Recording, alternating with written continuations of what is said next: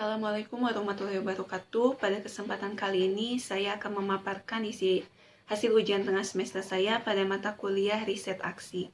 Satu bagian A, yang dimaksud dengan riset aksi adalah penelitian yang dilakukan oleh sekelompok orang yang bekerja sama untuk memberikan kontribusi dalam penyelesaian masalah masyarakat jangka pendek dan tujuan jangka panjang ilmu sosial dan perubahan sosial sekaligus melalui beberapa tahapan.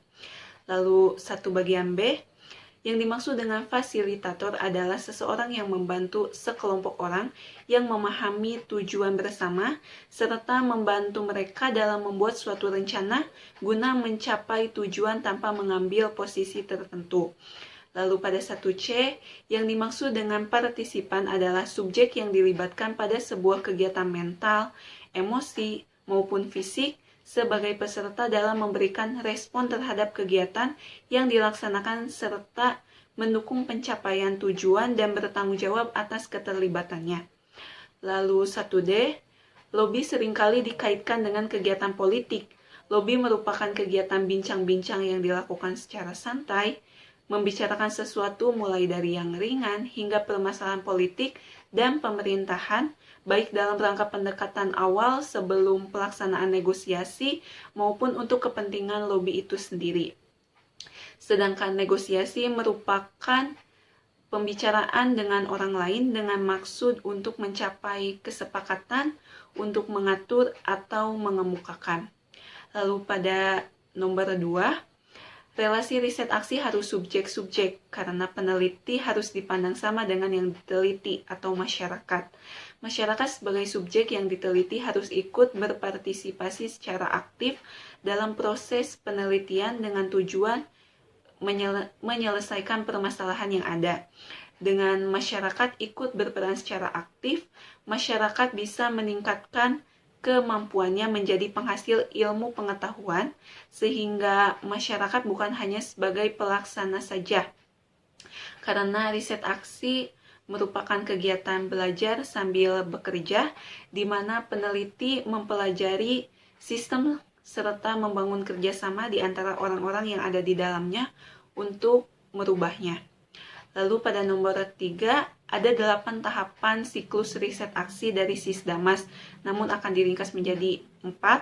Tahapan pertama ada sosialisasi awal. Sosialisasi awal ini merupakan pertemuan formal pertama oleh masyarakat sebagai hasil transek dan observasi peserta. Sosialisasi awal dilakukan melalui beberapa tahapan, diantaranya observasi dan transek, sosialisasi awal tingkat basis, dan sosialisasi awal tingkat desa. Sosialisasi ini harus melibatkan tokoh masyarakat, tokoh agama, tokoh wanita, tokoh pemuda, tokoh pemerintahan, dan sebagainya secara personal pada saat transek dan observasi partisipatif. Lalu selanjutnya yaitu ada rembuk warga. Rembuk warga ini merupakan proses upaya mendorong masyarakat agar melaksanakan penyepakatan bersama untuk melaksanakan program yang akan dilakukan bersama yang dilakukan secara lisan dan tulisan. Pada saat rembuk warga ini, masyarakat harus berperan secara aktif dalam menyampaikan pendapatnya. Lalu peneliti riset aksi Sisdamas bisa memfasilitasi media agar masyarakat bisa menyampaikan pendapatnya dengan mudah. Lalu selanjutnya yaitu ada refleksi sosial. Refleksi sosial ini merupakan kegiatan di mana masyarakat diajak untuk bisa bercermin atau menganalisis tentang kondisi yang ada di lingkungan masyarakat. Refleksi sosial dilakukan dengan cara berdialog atau dengan membuat forum group discussion berjumlah 11 orang. Pada saat refleksi sosial, peneliti berfungsi sebagai fasilitator. Dokumentasi proses yang dilakukan juga penting untuk bahan laporan. Kegiatan yang dilakukan pada saat refleksi sosial diantaranya identifikasi masalah, mencari akar penyebab masalah, indikator keberadaan menurut masyarakat seperti apa, harapan masyarakat, serta menyusun rencana kerja tindak lanjut. Refleksi sosial bisa dilakukan secara paralel dengan sosialisasi. Lalu tahapan kedua yaitu ada pemetaan sosial. Pemetaan sosial merupakan proses penggambaran masyarakat yang sistematik serta melibatkan pengumpulan data dan informasi mengenai masyarakat oleh masyarakat itu sendiri. Pada saat pemetaan sosial, masyarakat yang secara aktif menggambarkan situasi sosial lingkungannya. Peran dari fasilitator hanya sebagai pemandu diskusi, pemerhati proses, pencatat proses, dan penerjemah. Data yang dibutuhkan dari kegiatan pemetaan sosial ini berupa masalah yang dihadapi masyarakat, kebutuhan apa saja yang diperlukan masyarakat, serta potensi yang ada di masyarakat. Lalu selanjutnya yaitu ada organisasi masyarakat. Setelah dilakukan pemetaan sosial, dibuatlah organisasi masyarakat untuk bisa membantu pelaksanaan program sesuai dengan permasalahan yang terjadi di masyarakat. Pengorganisasian masyarakat meliputi pemilihan organisasi yang relevan, identifikasi tokoh kunci, menggerakkan organisasi masyarakat, membangun komitmen pemberdayaan, menyusun rencana kerja tindak lanjut. Organisasi masyarakat yang dibangun itu bisa berbentuk perhimpunan atau dengan memanfaatkan organisasi masyarakat yang sebelumnya telah ada di masyarakat itu sendiri. Organisasi yang dibentuk harus proaktif. Anggota yang ikut dalam organisasi juga harus sukarela, mampu bekerja sama, membangun sinergi satu sama lain, mementingkan kepentingan umum dibandingkan dengan kepentingan pribadinya. Organisasi masyarakat harus menjadi penggerak bagi perubahan masyarakat yang kemudian membentuk kelompok-kelompok kerja tingkat RT atau komunitas sebagai pelaksana kegiatan pemberdayaan masyarakat. Tahapan ketiga yaitu ada perencanaan partisipatif. Pada perencanaan partisipatif, kegiatan yang dilakukan diantaranya tabulasi dokumen dari hasil pemetaan sosial oleh organisasi masyarakat, penyusunan dan rekapitulasi data dari hasil pemetaan sosial oleh organisasi masyarakat, menetapkan skala prioritas, apa yang harus dilakukan terlebih dahulu, dan membuat rencana tahunan atau renta, menetapkan penanggung jawab kegiatan jangka pendek, serta menyusun rencana kerja tindak lanjut. Dokumen perencanaan partisipatif diperlukan untuk mengembangkan program penanggulangan sosial yang bersifat jangka pendek maupun jangka menengah atau bisa jadi jangka panjang. Lalu selanjutnya ada sinergi program. Di dalam sinergi program ini kegiatan yang dilakukan diantaranya penetapan kegiatan yang akan dilakukan, fasilitasi penyusunan proposal oleh kelompok kerja, sinergi dengan melakukan musyawarah perencanaan pembangunan, menggalang keswadayaan warga baik dalam bentuk kesediaannya untuk ikut bekerja dalam proses pembangunan maupun dalam bentuk materi. Fasilitasi kerjasama dengan swasta dan pemerintah untuk membantu kelancaran program yang telah ditetapkan serta menyusun rencana kerja tindak lanjut. Tahapan keempat yaitu selanjutnya ada pelaksanaan program. Pada pelaksanaan program, kegiatan yang dilakukan itu diantaranya pembagian tugas bagi tim pelaksana maupun tim pengawas.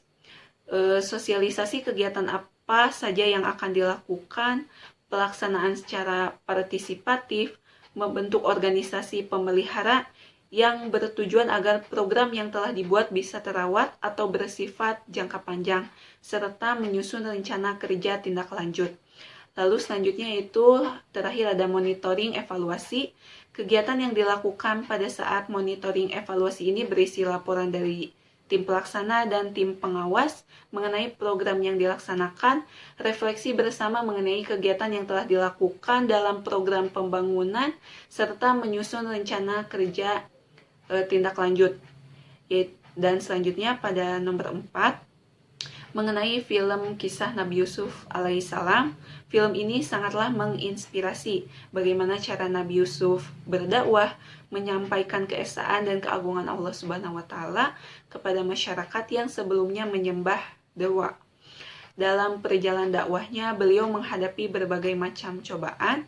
Meskipun menghadapi berbagai macam cobaan, Nabi Yusuf alaihissalam tetap sabar dan tetap melanjutkan dakwahnya.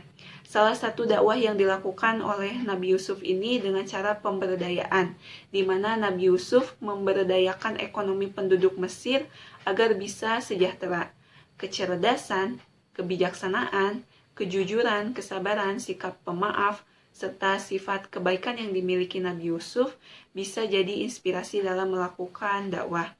Tahapan dakwah pemberdayaan yang dilakukan oleh Nabi Yusuf diantaranya secara perlahan ketika masih menjadi budak, Nabi Yusuf menyampaikan dakwahnya kepada penduduk Mesir.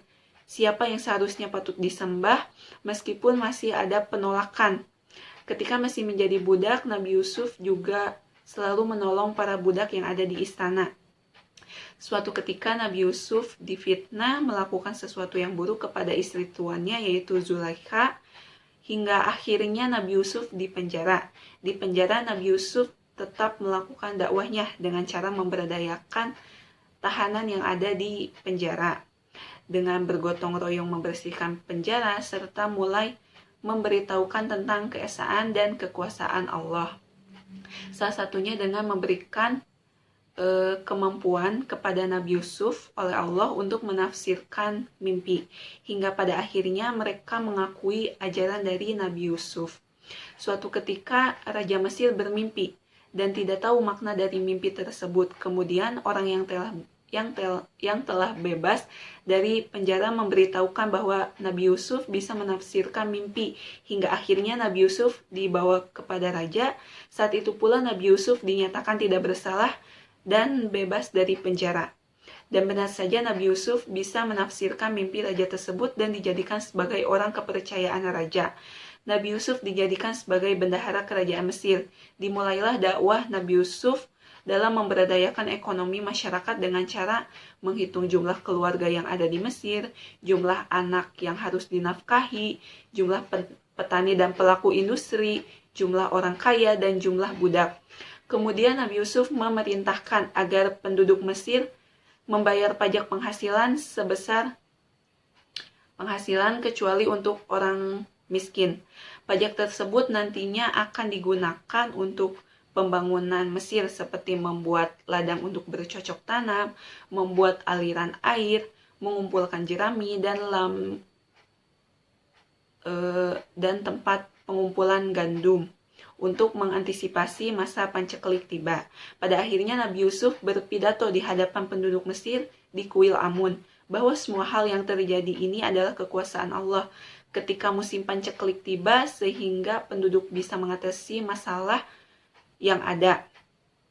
Nabi Yusuf berkata jika bukan karena kekuasaan Allah semua hal ini tidak bisa terjadi. Dan pada akhirnya Nabi Yusuf mengajak agar penduduk Mesir tidak lagi menyembah patung Amun, tapi menyembah Allah Subhanahu wa Ta'ala. Akhirnya penduduk Mesir dan rajanya mengikuti ajaran Nabi Yusuf, hingga akhirnya Nabi Yusuf juga bisa bertemu kembali dengan ayahnya yaitu Nabi Yakub, dan juga bertemu dengan saudara-saudaranya. Sekian pemaparan dari saya. Wassalamualaikum warahmatullahi wabarakatuh.